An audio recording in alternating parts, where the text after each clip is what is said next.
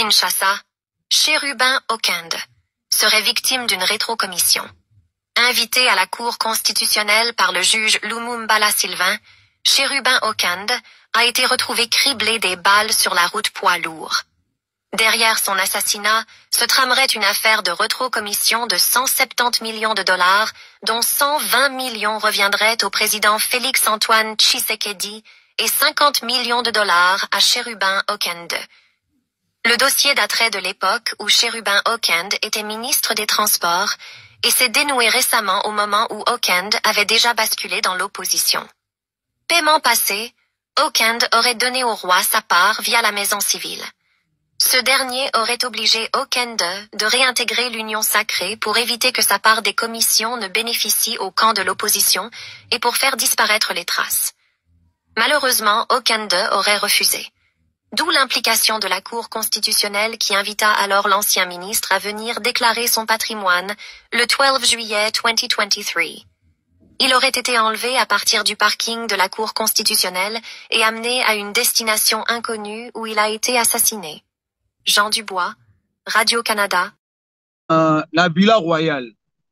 Nangonga muke na yoki bato na zaki na Villa Royale na bimito ye wana tozomona nde bato ba kolongola ye. Ba ye wana we. Il y avait 6 personnes en tenue civile et puis batiki pick-up na bango juste pour na kota maison de la France parce que tolanda ki na pick-up moko ya pembe, pick-up wana ya pembe zaki na ba garde républicain, ba moura, o to benga ba moura. Misato na chauffeur moko ba moura ba ki na kati ya pick-up wana ya pembe ya pick-up ya pembe wana ya Land Cruiser. Baye, ba menacé, ba zui, ba simbi, c'est lui-même qui a conduit sa voiture, ba pessier volant motukanae. Menace tellement le gars.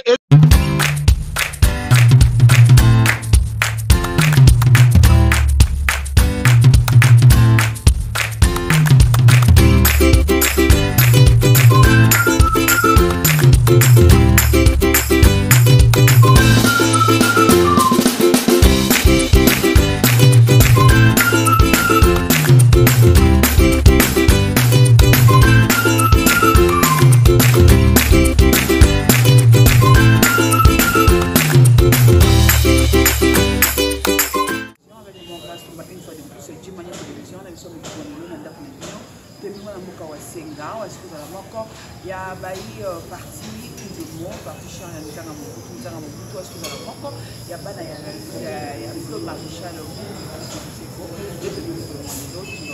sur les actualités de l'heure des sur les élections, pourquoi pas aussi la Ligue anglaise pour faire des connexions chez les gens qui ont pour ça qu'il y a des élections là directement pour que ça invite na ngai ya mutumba oui ngote mama tumba ngote na sekeli mingi lelo utala kisopa wana kati ya quartier général ya Busia déjà c'est mingi parce que mona kala mingi tena kono ebike kulu ba peto timu na pe makambo eza kuta mingi pour ka pe makambo na eza kuta na oyo pe dana ka perfection merci beaucoup mwana mboka wasenga to ba lesiko makambo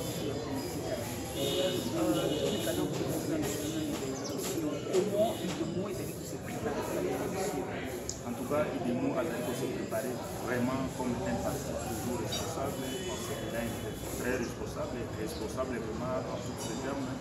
Donc, nous avons se préparé très bien. Nous avons un candidat à Mombala, dans le territoire de la Mouba. Donc, nous avons déjà candidat. Donc, c'est déjà la symbolique de la Boïbade. Makambono, c'est un démo que je vais faire le ndenge. Mais Toyoki est un peu pour l'équation, parce que je suis là, tu vas aller voir que tu as ma candidature dans ma montée.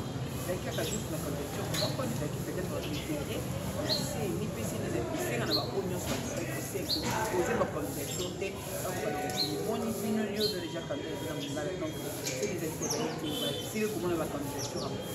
Oui, et là, comment on peut comprendre que maman Tomba, il y a souvent un séminaire qui s'appelle vraiment à une institution à l'appui à la démocratie. Moussala, Rosala, il y a président Kadi, donc Moussala, il faut que l'English, c'est-à-dire que les gens qui ont continué de soutenir la peau, ma bonne amie, ils arrivent contre la constitution. Mais à Kolobaï, jusque là bato nano bakomi kuna te non oyebi lokola intellectuel ezali na tele ezali oyo biso toloba na lingala ezali na mondelo oyo oseni atie oyo ke non soki okokóma na mokolo wana te mpona leka koapprendre à vous-même oyo balobaka na français donc toyebi ete kino lobi na ba 0 heure je pense que ezali mokolo oseni atike pai politiki banso baluka mpe kokotisa bamikanda na bango balokasa na bango mpona koluka ya kozala oyo babenga na français illégibilité ya kozala candidat c'est-à-dire osali dépôt ya bacandidature mpona uniforme wana seni ya considéré que non ndenge ezali awa bato fulani nde baye kotika mikanda mpana donc tozotalela biso nyonso baye politike lokola tozorespecte seni mingi toyebi ete lobi ezali mokolo ya suka te na 0 heure oyo seni apesaki biso po ete totika mikanda wana na banda na ngambo wana komitukisa te de mois se préparé déjà kokomona ti na ngonga oyo seni akokata makambo wana bakandida na bino nyonso ya union et démocrate momitise ya mwana mboka nzama motutu bakozala déjà na bacirconscription électorale na bango en tenant compte ya mikolo seni apesaki biso mwana mboka atomeka kotala mpe likambo mboka na biso babaka ete sur le passé nous enseigne le préparer le futur l'avenir oyo ezali Congo Zaïre ya le feu maréchal Mobutu oyo azalaki kobetela mopenza tolo bazalaki vraimen mingimingi na lolendo ntango azokoloba Congo Zaïre na ye okomona Zaïre ekomi ndenge nini to Congo ekomi ndenge est ce que le feu maréchal bai wapasi kozala akosepela lisusu na makambo matali mboka na ye to azali mpe mwamikaka bisika sikozala oui mama tumba lokola journaliste oyo monsieur Bélé tosalaka nango j'ai toujours longuement parlé de maréchal biso nde tozolinga tosaproprie na israel biso bayi kongo tolinga tosaproprie na elite ya maréchal ezali au-delà ya bafrontière na biso ezali au-delà parce que maréchal atuli défendre les causes continentales les causes mondiaux na bacause nyonso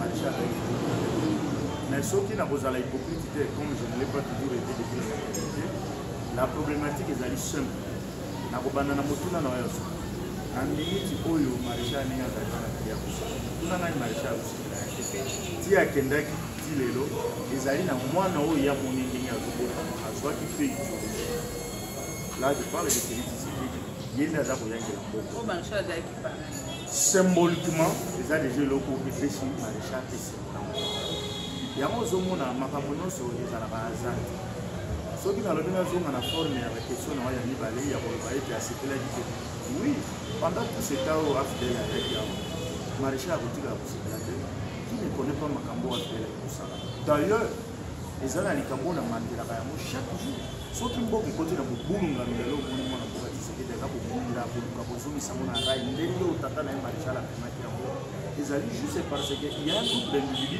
oyo bapesi bango taba na saki baye nango ya bayebaki contenu nango te l'âge index musée lora des éléments bato ayebi ete mboka na biso eza loka mwasi ya kitoko moto nyonso azolasa mais ntango baza komema oko oyo okende kosala commission mpo omemela moto wana mwasi il faut ebaki nazomema mwasi wana epai ya nani nazomema epai ya criminel nazomema epai ya assassin nazomema epai ya scélérat nazomema epai ya écrit nazomema ye epai ya nani.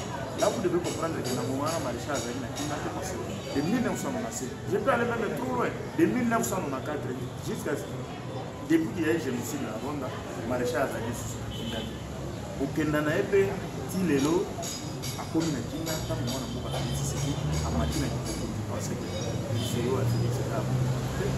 Sinon, sur les yévis, les tambours, les politiques, les katana, les Maréchal, je peux dire aussi à Maréchal. Donc, c'est moi maréchal communiste. Donc, dans le moment, on est maréchal. Mais dans le moment, on est les qui ont un moment qui est article qui vous a dit qu'il n'a pas passé. Tia Zalaki Awa, Massa c'est Bandali Bolela, Polo et Ambo. Mais tout le monde va tomber tango. Makabila Tibaya, 10 millions de morts. Et ce qui est bizarre, Ngaï n'a beaucoup la famille à la Soda. Naza koyi misona ngunga oyo maréchal lokola soda pe ngai lokola moto abokola mina tatale nguma soda musala nombre lokola musala soda ko komande omonde ni koti na bumu c'est-à-dire na pesi yo kaka exemple moko ya koba maréchal azali na kimia te parce que musala nombre ko musala soda ekufi pona nini c'est juste parce que mission oyo balora de Afrika ko ba ni na mwana pe parachevé par Joseph Kabila là je cite son nom il est balma je mona pe mwana ko ba féliciter ko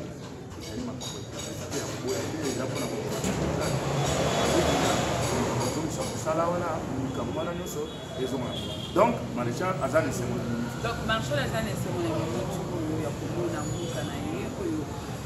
pays frontalier comme on côté comme il y a une salle pour nous consacrer mais le boka oyo chaque jour on te dit qu'on a là maréchal Azan ya komona mwana oyo ye azalaka parrain na ye lelo oyo mwana wana azali au sommet de l'État azali kosala oyo maréchal atikala kosala te maréchal azali toujours nécessaire.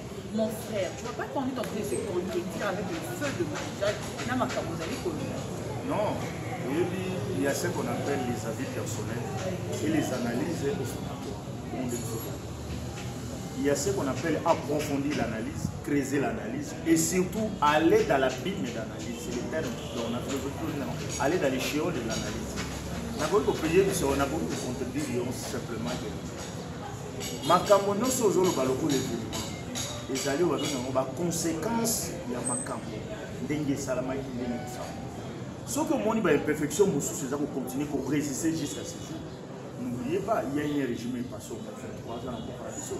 On a des conséquences. Mais la conséquence, c'est la chose qui va nous donner la bien. À terme, il y a un pourcentage des hommes à terme, mais ça, la ligne, les a été.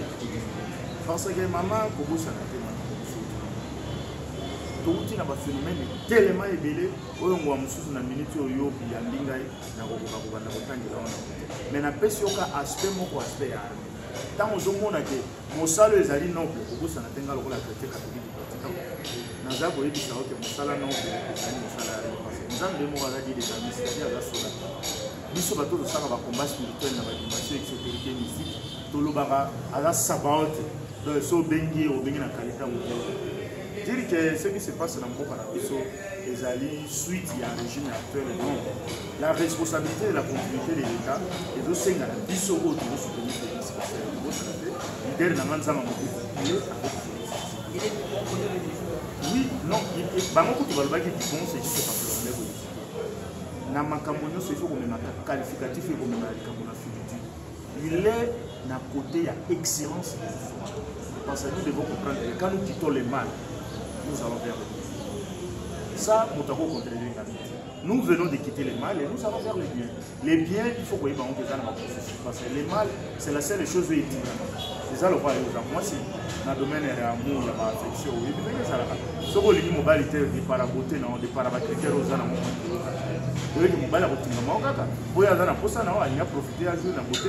De la même manière, le régime, le régime est régime chaotique.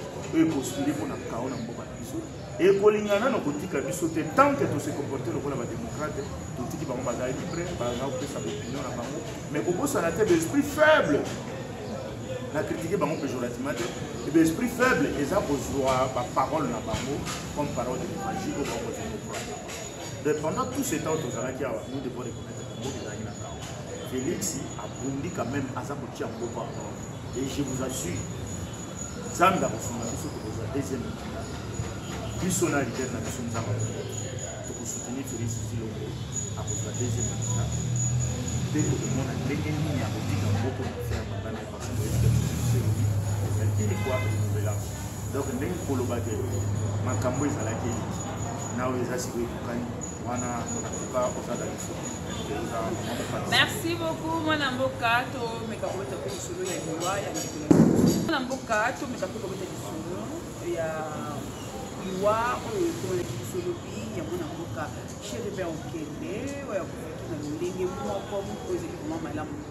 une autre partie, je l'ai accusé pour accuser l'autre partie, sous-partie, mais des bouchers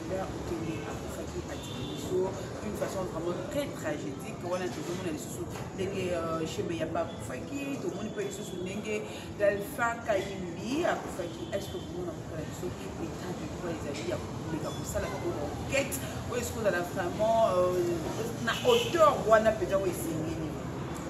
Maman Tumba, il y a le journaliste, même à Taouké, il y a abordé le solo. Là, il y a abordé le solo. Il y a une minute de silence pour respecter la mémoire de Maréchal. Donc, l'émission, quand il connaît bien le solo, la canisse de Maréchal, 30 secondes. Parce que, na bâtiment, c'est pas bon, tobungisa motu moko oyo nayebi te soki nzambe akosungaka biso tomona ye philosophiquement de la manière ya incarnation ake ya kobeta lisolo Chérubin Okende aza moto naleli personne ndenge nayebi ye circonstance oyo ye akufeli ti na mbonga oyo mwana ko baservice ya kosengo mwana ko bakofeti moko eza kodeside biso circonstance ya kofeli na kobosana te elobi te ke tozosoutenir tese ya moto akokufa pasali wana eza nzela ya biso na kosenga nzambe ayamba molimo ya kolutuka ngai Chérubin Okende kitena oyo biso tolobaka ayamba ye na céleste félicité azala na kimia makambo ezali ebele makambo nyonso soki tokopolitize yango tokozala te na mpasi moto na moto aza na vie privé moto na moto aza na vie na ye professionnel moto na moto aza na vie na ye conjugal moto na moto aza pe na bavie na ye donc il y a beaucoup de choses ke tokoki koanalyse mais ngai lokola moto azali démocrate parce que okosala te na kati ya bobeni démocratie ezali na kati nakotika lokola justice ebandi kosala na yango ekóma na yango na suka yango nde ekopesa biso foi na baenquête na yango ekosala na sepeli na justice na biso ekosala esu biso foi mpo na nini namoni aza akoassocie bastructure indépendante ebele ya libanda ya mboka j'ose croire ke enquête ya bongo elekeka parce que tokoki kondima te na mutuka na mpe ezalaki balobi ke eza mpe na heureuse tozelaki ya malamu koya. Oui, ça je crois à ça. On a dit que la minute la politique de la diabolisation passe au plein, mais ton dimeli mututé, ton condamné pe mututé, pour la justice, azui makamwana na maboko et surtout le pour la paix ba enquêteur indépendant ba kozala, j'ose croire que makamwana boke na malamu biso na bino to kozwa sakwa na moto ba même mwana mboka ko sakte ya ko kozala ministre ya transport et ya sama konde. Donc je pense que Makamwana ne se peut pas. Donc on attend toujours la caca justice que ça me semble dans mon cours constitutionnel le passé qui juge passé avec le point presque communiqué dans bango ba qui était basé déjà na premier suspect au ba d'ailleurs pour ça mais enquête déjà évolué déjà makasi tout c'est la caca qui tout dans tout c'est la caca ah zo mona moni grandeur moni dimension ba moni singulier à likambo même religiosité ya likambo ndenge ezwami c'est-à-dire la grande cour la mère de tout le cour nde azwi ya mokete j'ose na confiance oyo biso totiaka na koyo professionnel mokete wana résultat na mokete ndenge Parlons un peu de la province de Mongala, fief to base comment tout se déroule là-bas, comment la province oui, ma campagne, la banzo les lacs qui étaient au début de mon campagne, la puissance de ma province et tout à la non, moni maman Tumba, surtout la province de Mongala, sur la bannière de Banikama, on a commencé à passer. Il y a un moni là, il a fallu qu'on supporte candidat député national, sur le territoire de mon province, notamment sur la taille. Pour un pays, dans la Molobe, dans Bango, dans la case de l'Assemblée nationale, pour ça, on a des députés de l'autorité budgétaire, pour le pays, pour le Bankambo, et pour le Kawana, vraiment. Na tonoir ikotatel na boto ya Mongala o bakoko banda ko bamboke tena na songe ya liputa tozana ba phénomène belé na Mongala ezingami na ba mai belé je peux vous estimer à 80 rivières ba mai ezali kiliki mais ozomona que jusqu'à ce jour meloko ya malo mana ba président ce que les Canadiens pour ba ezali ko sa Mokonza Mboka a initié ba projet belé mais bato bazana ba entité décentralisée là j'indexe les gouverneurs de la Mongala. Il est vraiment dans une incompétence. C'est le seul mot que je comprends. Parce qu'au monde, rien n'évolue. Rien ne se passe. Il n'y a plus rien. Alors, tu ne pas qu'il y a une vision au chef de l'État dans ça. Il y a 645 ans. Les gens qui ont coupé ça, ils ont prêté. Mais là-bas, il y a toujours. Ce que moi, toujours comme un rage, tant que tout le monde c'est parce que les seules provinces, ils arrivent vraiment réguliers. Na koyi koyi bisoli kambo moko de ça et balé eza boli ya mboko kozana été lelo ko kota ko 7 km mais là banda et balé zalaka musika melelo balé ko ko kusana ti ezoli mo mela embe ville na biso esika mo banda ko na biso kitoko symbolique ya ville vérité ya ville ezo mena na biso ka et à part ça insécurité za kuna makasi bazo ko mabato bato ko ndi bato kutulo ko la mo il y a un gouverneur au chaque jour azaka na kisasa na lingina tuna alinga na placer le village gouverneur ngo ya Mongala ou bien na invité sur la yango moni je profite de l'occasion ya koyebisa ngai na kosala molele ya bana mpe na kosala makambo ndenge nini technique boyi kosala mpona kolinga progrès wana etombama sur tous les plans, sur les plans sécuritaire, social et sociétal, administratif et éducatif. Parce que tokoki kotika mboka ndenge wana te mabato oyo bazali na yo ozali moyai esika ozalaka kaka na kisasa ozalaka kaka quelque part, il n'y a plus rien qui se passe. Là je fais et je profite na micro na ya kosala appel. Là je parle de vice-premier ministre de l'Intérieur pour nous tunanga pete kazati atala na makambo ya gouverneur ya kobala wana atala makambo ya parce que yena za patron ya gouverneur aza ko empiéter na bon fonctionnement ya province alors que chef de l'État aza ko déployer ba énergie ebele pour la province wana et bima un peu na traquenard et kota. Mais je pense que le ministre n'est pas à la hauteur autre que senga na ezaka mutu nyonso soko ya échoué azaka na sanction mario ko za diplôme na mais pour za na sanction en tout cas pour na mbala na suki wana mais yebisi bango je suis déjà candidat na kokita kuna to kosola na bango lokola bateko na banza bakosanga confiance parce que naza mwana na bango oyo bango balimite ba yembi. Merci beaucoup mon avocat pour la suite moi tu as combattu pour bâtir la campagne et là on va combattre ces aliments sur la politique nationale pour le Sénégal pour le Sénégal baïk pour le Sénégal ce qui s'est passé va continuer de soutenir Félix Mobutu était Félix Tshisekedi au monde de Makamboza dit Félix Mobutu Félix Nzanga comment on retrouve les autres vendent bien et revendre bien tendini au moins la série on les appelle dans lapsus moko na tiré leader na biso Nzanga Mobutu na Félix boy ba moleko ba baba camarade parce que moi na parents moi na parents wana zokena ona dimension moko oyo mo mususu yoko mais na ebiso yo Nzanga bakola place non papa tu na ba no kosa ne biso ya titi mais na ebité eloko nini bino ba journaliste kosa bino zomo. Merci beaucoup mon avocat, merci vraiment Nathan. Même yo mo pandisa yebisa baninga na to ko soutenir to PCD na pona kusala makambo oyo nanu mona kita pendant 23 ans ya occupation. On a vraiment raison que non makambo na monnaie makambo oyo na na sympathie ya komona dollar et comme million na mansi ya mama ki oyi azangi le problème ya ko salaire biso to zabe biso dali ko matakie mabeloko biso na biso dali ko matakie comment koko ebisanga que non eza eloko na mama tumba journaliste ya munene lokola yo soko kolinga kozana information logique te et kozala passe abandon yo zana information de dollar information logique ezali simple dollar eza combien information logique dollar eza combien kasi yango nazo vas-y réponds-moi kasi nazo répondre information logique ezali simple économie ya mokili eza merci yo yebi que économie ya mokili eza a combien de fois les autres économie ya mokili oyebi au moins na ba produit tomina ba covid tomina ba phénomène critique économie ya mokili eza ezali phénomène national était pour Félix Tshisekedi non donc voilà et puis le comme petit c'est toujours à la terre. Merci beaucoup pe na singa bino toujours continuer à s'abonner na premier pour papa pour partager mes émissions na biso contre nous toute l'équipe de Jumel Télévision on vous dit bye et au prochain.